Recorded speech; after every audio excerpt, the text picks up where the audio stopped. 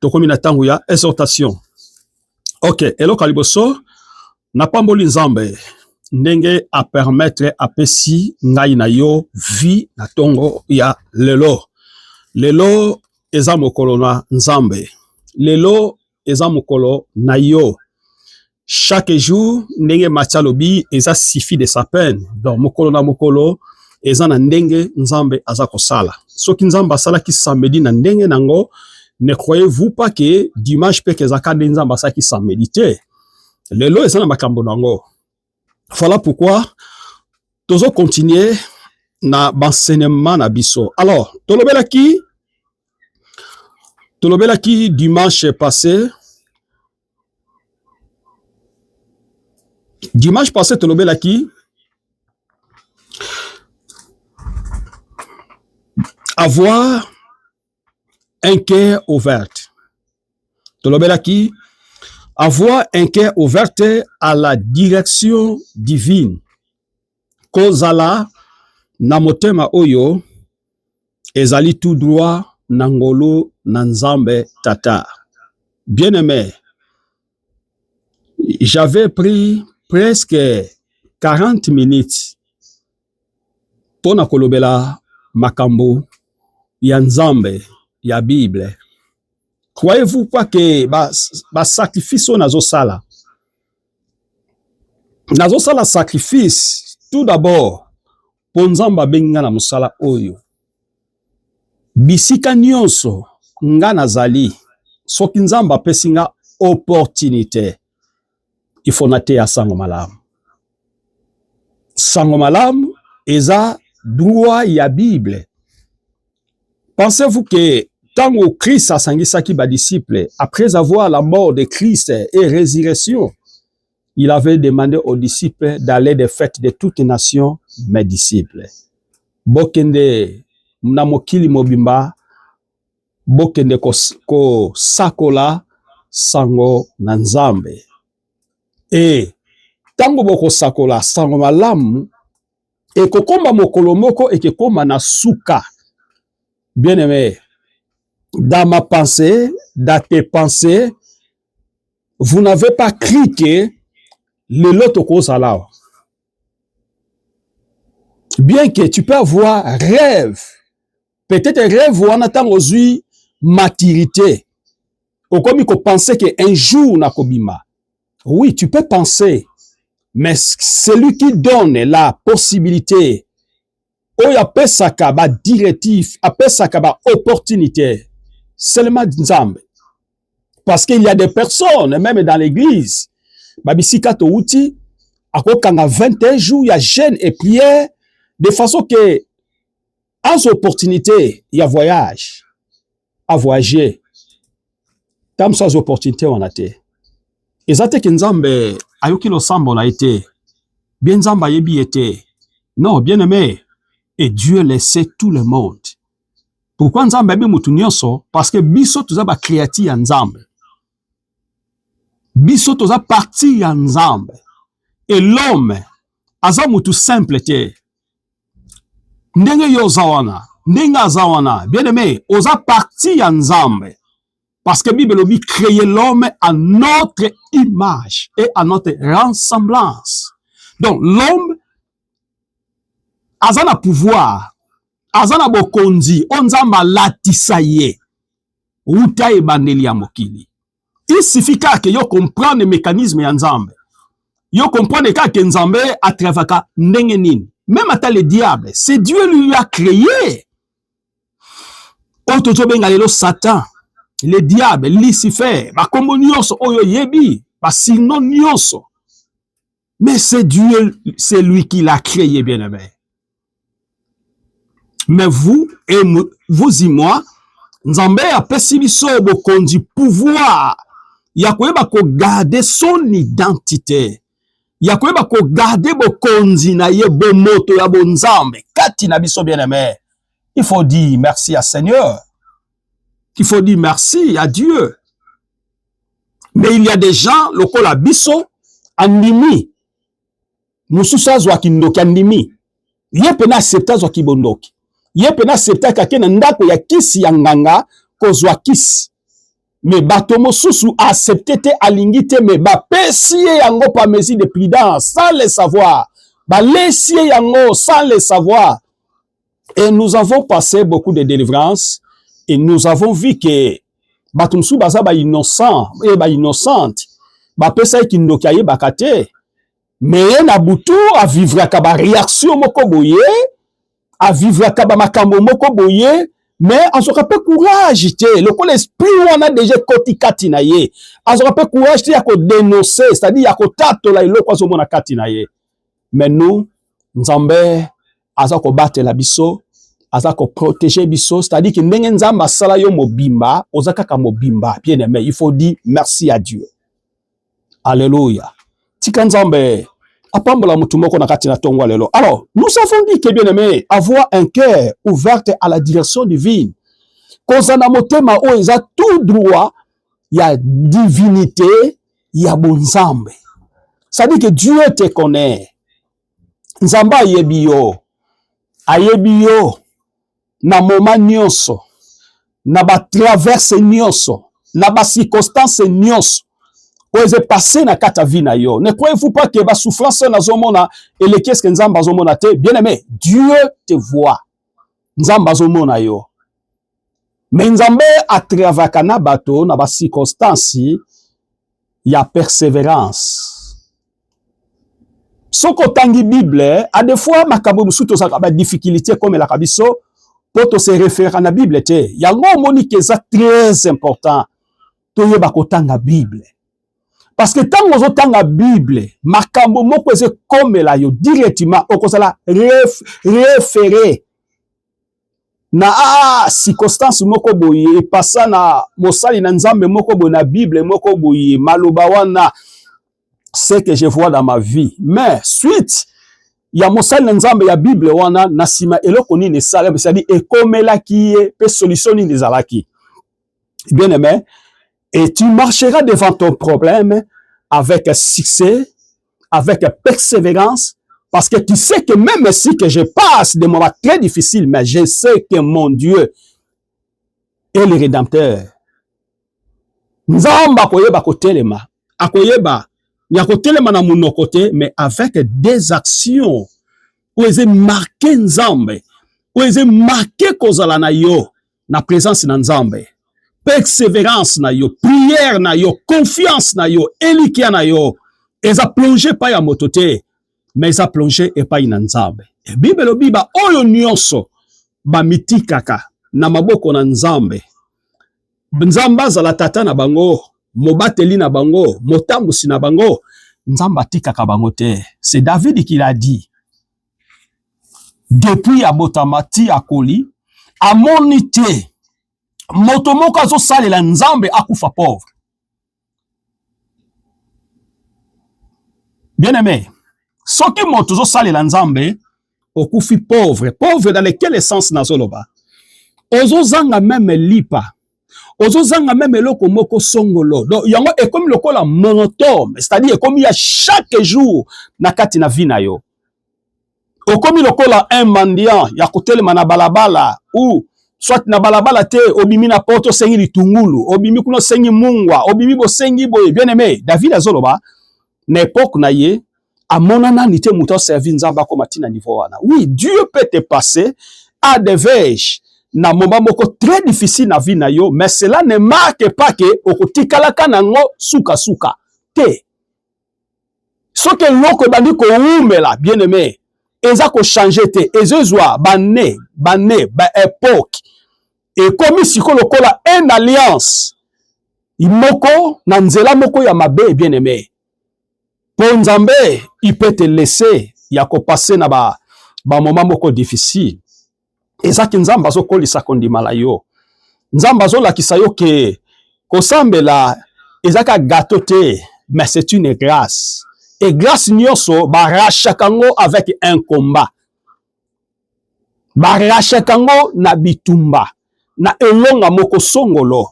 Soko tali pouvoir ya basali nyonso bana kati na Bible, ba fina bango ezalaki paisible te, ezalaki te lokola c'est-à-dire facile te, bien aimé, bien que bayebaki Nzambe, mais ils ont traversé des moments très difficiles et ba moment wana nde ekomisa bango ba grand ekomisa bango forme baza bazwa maturité liboso na Nzambe parce que baza ko servir Nzambe na vérité.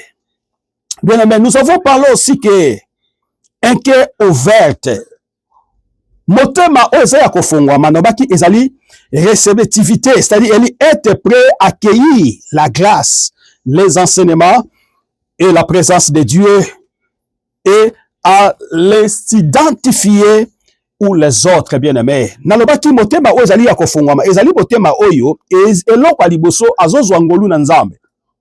Ngolu na Nzambe. Et puis deuxième, mutu azovanda siko na banseignement ya banseignement nde yango eza ko apporter biso présence na Nzambe kati na biso. Et puis ya misantu mutu fo akoma identifier Nzambe fa yeba oyo aza mwana na nga ou oyo aza mwana na nga te. Yango nalobaki okoki kosalela Nzambe mais Nzambe akosidentifier yo.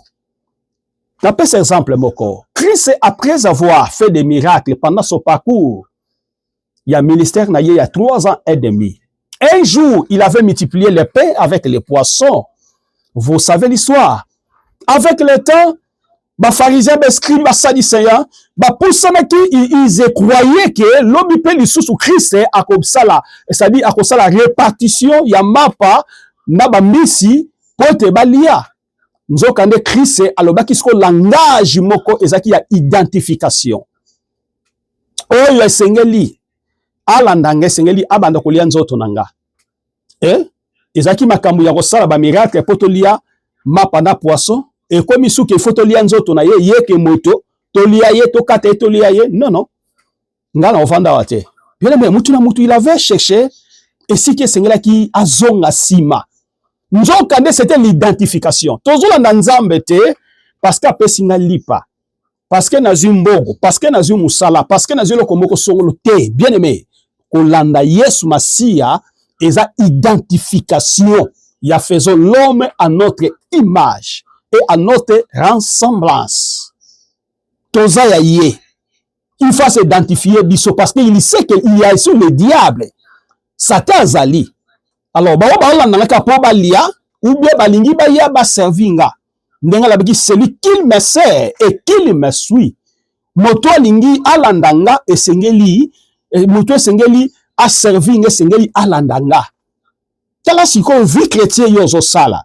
L'église yo koti. Place nyoso yo kendaka. Ozo kende.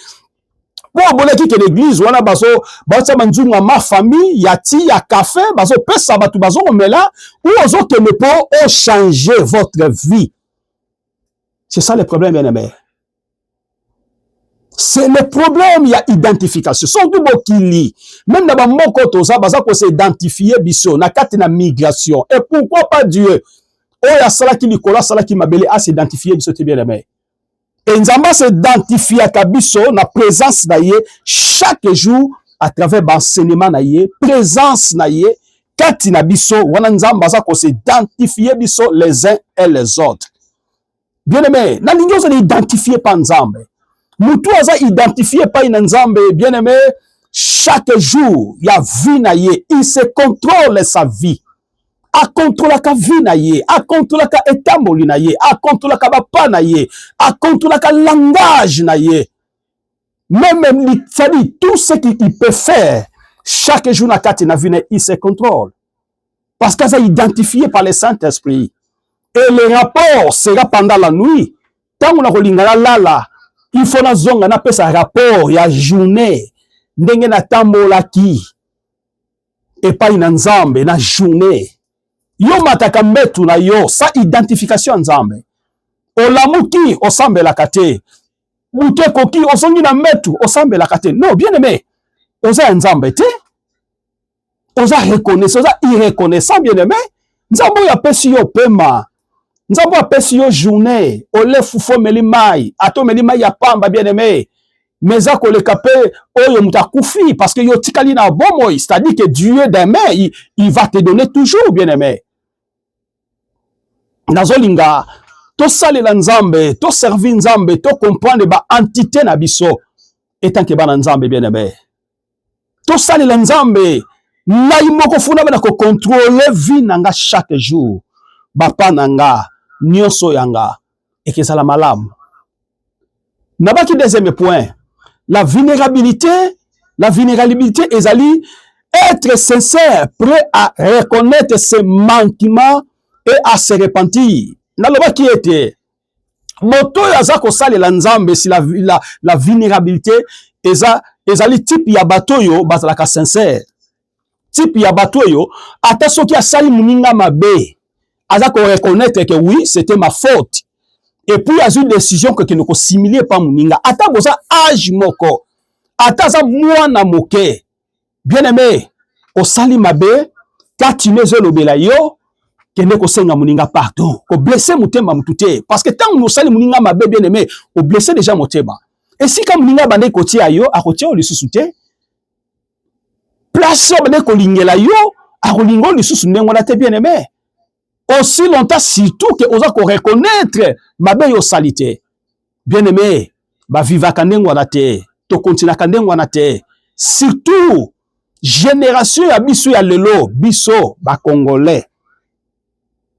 Tozana eloko mabe oyo. To reconnaître ka mabe te. Donc muta ko salelo mabe lelo. Lobi pe lobi wana mukolo moko wangani nyonso muninga sala. Bien aimé, na bomote sala kapasi hein. Na bomote sala kapasi. Osali ozo sala muninga malamu. Mais mukolo moko muto saki bolamu abosani nyonso yo sala. Atake nzambe mutafutaka oyo bolamu to salaka. Mais na bomoto pe bien aimé esenga ka traitement ya malamu. Quand même c'est la témoignage à malamu si aujourd'hui nazaboye parce que grâce à elle, grâce à lui, c'est lui qui m'a ouvert les chemins. Yemta la kisaki nganzela yango nazaboye. Bien aimé, ça fait du bien. Et ça la ka bien aimé. Nenep sa mutumo na tongwa lelo, zaka reconnaissant na vie. Bolamu nyonso muninga zo sala yo, bondela nzambe. Abaksila mutwana mikolo, bondela nzambe. A protéger mutuana bien aimé. Bolamu le kakapamba ndengo na te bien aimé, mais bolamu ezaka na ba trace na yango. Mais balobi na vulnérabilité, être sincère, prêt à reconnaître ses manquements et à se repentir. Ce qui osali mabe, osali muninga mabe, n'importe quel mutu. Nazobela âge ya mutu te, mais nazoloba mutu lokola nga, lokola yo, lokola mwana, lokola tata, lokola koko. Reconnaître mabe osali, bien aimé, senga bolimbisi. Et Bible ezoloba yango, se repentir. Quand on dit se repentir et pardon, ce sont des choses très différentes. Pardon, on s'excuser, na oyo salaki, mais se repentir, prendre la décision de délaisser. C'est-à-dire que quand on a décision à partir d'aujourd'hui, na koki ko sala eloko yote, c'est-à-dire dans telle circonstance, dans tel point, directement tu as changé totalement. C'est ça, se repentir. Tikanzamba pambola mutumoko. Et dans le livre, il y a 2 Corinthiens chapitre 12, verset 10. 2 Corinthiens chapitre 12, verset 10. Bible obi. J'ai trouvé ma joie dans la faiblesse. Les insultes, la détresse, kofinga, pe, mawa, la persécution et les angoisses que j'endurais pour le Christ. Car c'est lorsque je suis faible, tant on koma na bolembo, que je suis réellement fort. Et tant nyonso nazo koma na kati na faiblesse, ne tango wana bokasi eye la kanga. Bien aimé, circonstance ya souffrance et que tika la liberté. Na jemsa mo Christ moko. Okoza na pe mungu na ndako, eza circonstance. Okoza na pe fufu na ndako, eza circonstance. Okoza pe na fufu, mais biloko kolela ngo eza te eza circonstance. Mais eza te ke ekotika le kwa nire. Ekotika la seko na seko te bien aimé. Nzambe ya lola. Akotika yo te bien aimé. Mais ayez la patience. Tombola maboko na likolo. Prie Dieu. Et Dieu ne peut jamais te délaisser. Troisième. Écoutez, lelo dans génération ya l'église na biso toyokaka soki toza na kati église. Tondimaka amen soki toza na kati ya église. Mais soki tobimi libanda tondimaka amen te pe toyokaka te. Oh balobi écoutez, apprendre à reconnaître la voix de Dieu. Écoutez, ton bazo prêcher biso nde na telemi boye nazo prêcher bino balobi eli ko apprendre. Mutazo yekola ya ko reconnaître la voix de Dieu. Mutazo yekola ngolu sadi mongongo na nzambe. Oyo ekoki pe ko se manifester d'une manière d'une autre dans le physique et dans la spiritualité. Tozuaka mati, otokomaka tozuaka maturité. Tant que nous écoutons chaque fois la parole de Dieu, eza kokolisa biso na nzoto pe eza kokolisa biso na kati na molimo. Et par là que toza kozwa maturité kati na biso. O maturité wana nde ekomaka sikoyo na tango moko so mutakomi mati na makambo na nzambe. Mutu tango bazo teya ayokaka mbala moko te mais azoka double. Nete so mutu mazo comprendre nga. Mutu ayokaka double. Ton passer azo teya liloba nzambe yazo yokango na négativité azo yokango na positivité. C'est-à-dire maloba o soki na tie na misala te maloba oyo ekoki pe okangela ngai nzela na positivité maloba pe oyo ekoki kopambola nga. Mwana nzamba yokaka double. Wana azui maturité ya liloba nzambe, azui maturité ya voix ya nzambe. Parce que 1 Timothée lobi toutes les écritures ezali pona ko instruire biso, pona ko éduquer biso, pona ko corriger biso. 1 Timothée chapitre 3. Je pense que j'ai verset 1 à 2. Liloba nzambe eza pona ko instruire biso, ezali pona ko éduquer biso, ezali pona ko mema biso na nzela o ezali ya malamu bien-aimé. Toutes les écritures.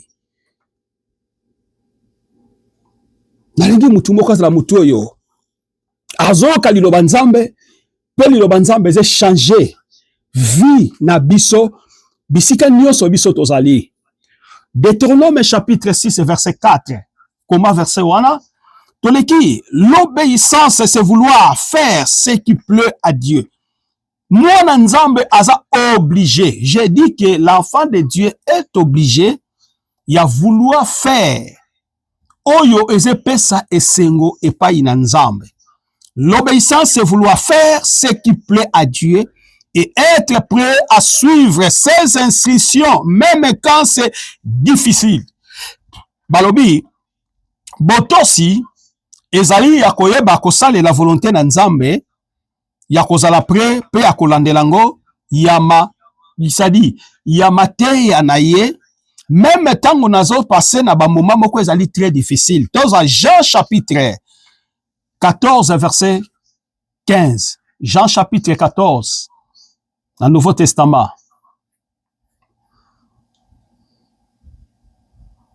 Jean chapitre 14 verset 15. Jean chapitre 14 verset 15. Qu'est-ce que la Bible dit?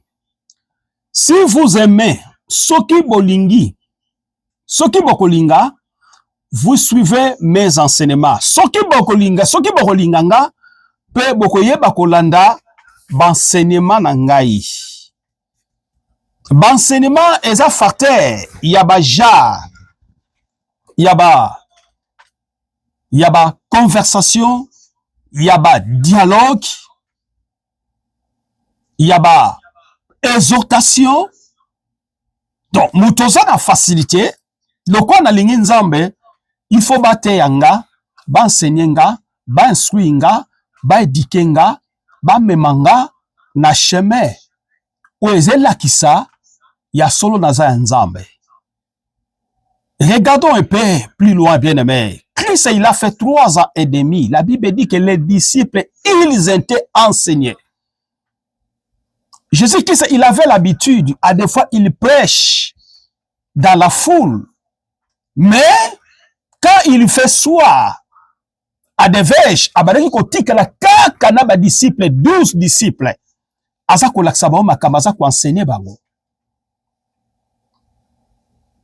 Et bato nyonso baenseignaka bango, et bavandaka na baenseignement ya Nzambe, bien aimé, batikalaka ndenge baza te. Bato wana soit balandaka likolo ya tata. Soko ozolanda baenseignement ya papa na bino, okozwa forme elobeli ya tata. Mwana nyonso oyo papa na mama baboti, balandaka soit mwana akolanda batrie ya papa, asi pe batrie ya mama. Mwana ko bima te ke aza na forme ya ye moko te. Akozala eza sadi même te so bokele ko sala ba ADN. Bokomona pena ke aza makila ya papa parce que c'est papa nde asalié pour lelo azanenga azali. Bien aimé. Et nous sommes fait partie de cela. C'est-à-dire que lorsque j'avais pressé là, c'est-à-dire j'avais eu le temps de prêcher sur les ADN, j'avais parlé ces choses, bien aimé. Mais ce sont ADN Yanzambe. Nous avons ADN Yanzambe azaka différent. A se comportaka lokola tata, a se comportaka lokola mama. Et bisoto se comportaka lokola Christ, parce que nous sommes les ADN, il y a Christ et Jésus. Tikanzambe apambola mutu moko. Et troisième, ce quatrième, la compassion, bien aimé. Mwana nzamba azalaka na mawa baninga. Mwana nzamba azalaka ezateke yazolia amoni muninga azo souffrir. Que chaque jour muninga yaka kosenga yo, mais yo yebi quand même porte. Oye koki ko permettre que orende kwana ayaka chaque jour ko senga yo nala kisaye porte akene ko duka musala akene ko zambongo esika on a bien aimé yo okangi porte, manque ya compassion. Bible bi nanga na Genèse chapitre 6. Bible bi Dieu se regretta d'avoir fait l'homme sur la terre, il fut affligé dans son cœur. Nzambe a regretté, yoka, Nzambe a regretté ndenge asalaki biso batu. Bible bi Nzambe amiyoki mawana kati na motema na ye pourquoi na sala batu oyo. Ozolanda bien aimé. Abi pourquoi na sala batu oyo? Nzambe amiyoki mawa. Nzambe amiyoki mawa. Abi mais pourquoi na sali batu oyo? Sengela ki na sala bango te? Parce que batu baza na mute, batu ba na compassion te. Nzambe atonda na compassion, atonda na amour. Bien aimé, soki Nzambe baki utiliser œil pour œil, dent pour dent, ne lelo na sama bele oyo, auto vivre mutu azate. Ndi mutu azate. Même soki to okota lola, c'est par la grâce. Et ça fruit à misala to salate bien aimé, c'est par la grâce. Parce que chaque jour na ba vie na biso, tozo connaître ma bé, tozo connaître ma péché, tozo reconnaître ko ina, ko tonga, ko finga, ko tiola. Muninga salo peut-être salo loko moko te, mais yo linga mutu wana te. Manque ya compassion. Oh, la compassion le biboye, avoir un cœur large, kozala motema ya mokuse pour les besoins des autres. Kotika te muninga souffrir tango molai. Po yo banda kotiola, po yo banda ko inciter na faiblesse ya moninga et comme la force bien aimé, c'est manque ya compréhension, manque ya ça dit que disait ya compassion. Et Nzambe tanga azomona yo azomono ozali un égoïste bien aimé. Égoïste ça ko le muto yo atikaka mutu na passe ya ko souffrir. Mais yo yebi esika oyo ko permettre mutazo lipa bien aimé. Mais nazo bonde la ke makambo etika ko sala mamukolo moko te na vie na yo etant que mwana Nzambe. Mwana Nzambe faut la différent. Faut la ki saba pa ya Christ ya amour. Ozola que ya solo kolinga komona pasi ya baninga te. Pasi ya baninga eza ke sengo pona yo te mezala kamawa. Tika totanga verset moko na Exode chapitre 34 verset 6. Exode, chapitre 34, verset 6. Qu'est-ce que la Bible dit? En Exode chapitre 4, verset 6, Bible dit, il y passa devant lui en proclamant, baleka ki liboso na ye na koloba, l'Éternel, l'Éternel est Dieu plein de compassion et de grâce, là à se mettre en colère. Azalaka na malembe pona koyeba kotomboka, mais azalaka na bozwi ya bolingo et en fidélité. Voilà, bien-aimés. Ça, c'est les enfants d'Israël qui parlent. Parce qu'ils ont passé des moments très difficiles. Nakatina, désert, troupe yaba. Ya armée ya Pharaon. Ezako bime, ezako ya. Wana nzambe, abimisi bana Israël à travers Moïse. Foba kende na Kana. Mais, bien que na parcours, ya Kana, ça dit, na Égypte, Kana, et qui n'aura nzela ya 2 jours. Mais nzamba passa bana Israël, comme si tu relèves Alexis Libango Tango. Parce que Dieu savait que, aussi longtemps bana Israël va vivre qui, autant des années, na kati na Égypte, bazwa qui forme bégyptien, bazwa qui elobelia bégyptien, bazwa qui caractère ya bégyptien, bazwa qui langage ya bégyptien, mais baza peuple nanga, il faut na bimisa bango. Mais na koki kokomisa bango na chemin ya détour te, na nzela mukuse te, neto ba na nzela ya beko te. Na kolekisa bango na nzela ya mulai, pona banda koedike bango, malembe malembe, na banda koedike bango chaque jour, bazo tambola, baza ko camper, banda koedike bango. Et la raison pour laquelle, ce qu'on l'a dit bien aimé, bah traverser la mer rouge. Mais pour Bako Makana, il y avait 2 personnes. 2 personnes, il n'y a pas plus de millions de personnes au Babiman Égypte, en Israël. Naba Égyptien peut ramasser, kotaki, balandaki, pour ba mesanaki naba na Israël, ba komaki loka, ba yobanaki bien aimé. Mais Dieu, il avait donné le temps na peuple ya Israël, ba bongwana, ba changer, ba longola caractère, comportement, habitude. Il y a des Égyptiens, mais balinga ki yango te bien aimé. Boyebi yango très bien. Même tango Moïse a quelque bonde là. Atiki bana Israël ensemble na Aaron. Bana Israël, même si que Moïse depuis que azomo na société to yebite et Seigneur qui atika biso na Égypte bien que na souffrance na biso, ma memi biso na désert to vivre ndenge nini. Ça dit babo sani tout ce que Dieu va ça dit abane ko lesa bango na kati na désert na ba man babo sani même si que Aaron salela biso vodor nzamba bikeko ya Égyptien. Bien aimé, ni nous sommes na kata vina yo nzamba ba vodor te.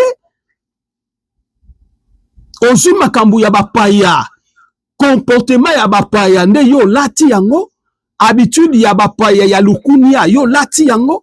Non, bien aimé, il faut se dire qu'on s'identifier. Yoza un Israélite. Oza mwana nzambe bien aimé. Et nzambe aswaki Moïse, atikaki Moïse na Josué, na Aaron, na Caleb. Mais bana Israël nzamba beti bango parce que basalaki nzamba bikeko et Kana 2 personnes pamba ke mona Kana Josué na Caleb et belé ya bato nzamba bimisaki. Ce sont des choses aujourd'hui tous traversé yango na bata oyo bien aimé. Tous passé na ba même difficulté na ba même forme ya ba prédication, ya ba église, ya makambe belé bien aimé. Est-ce que nous prêchons la parole pure de Christ ou par nos intérêts personnels, bien-aimés? Et Dieu, si Dieu veut bénir quelqu'un, il te bénira même à travers misala maboko na yo. Et nzamba za na plusieurs manières à ko bénir mutu. Soki mane utaki likolo, po nzamba kwa isa dollar likolo na chemin na yo, na nzila na yo. Bien-aimé, Dieu est capable, bien-aimé. Alléluia. Tika nzambe apambola mutu moko. La compassion, bien-aimé. Il faut qu'on ait la compassion au ezalage, motema ya mawa, ya baninga. Ozomona nzela wana ezamabe, yosamninga koleka nzela wana te. Nzambe akoyeba kopambola yo de plus en plus tango nyonso. Bolingo o ezali inconditionnel. bolingo oyo eza ko affermi biso chaque jour ya ko refléter l'image ya bonté ya Nzambe chaque jour régulièrement mikolo nyonso na bafi na biso olobi ke nga sans Yesu na ko vivre na vie na nga te. Bien-aimé tika Nzambe tata apambola mutu moko oyo ayoki liloba Nzambe na kati na tongwa lelo moto ya mikabi bomoi na ye mobimba epai na Nzambe. Nzambe atika yo te, Nzambe akanisa yo, Nzambe abongisa makambo ya malamu mpo na vi na yo. Loboko ya Nzambe ezala likolo ya vi na yo. Esika ozali bondela loba tata na ye epai na yo. Nayoki yo, nazala posa na changer bomoi na nga, motema na nga esalela yo, eservi nazala pe na bolingo ya baninga na biso basusu tobondeli na kati na tobondeli biso nyonso na kombo na Yesu Masiya.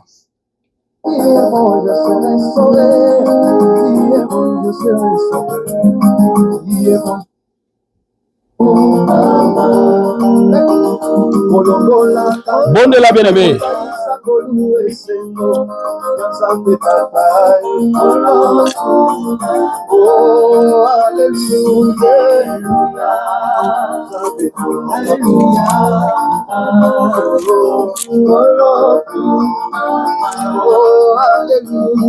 Alléluia.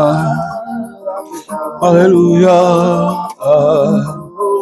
Koloku mama ebale pesa elonga koloku mama nakotelema nga kambonanga koloku mama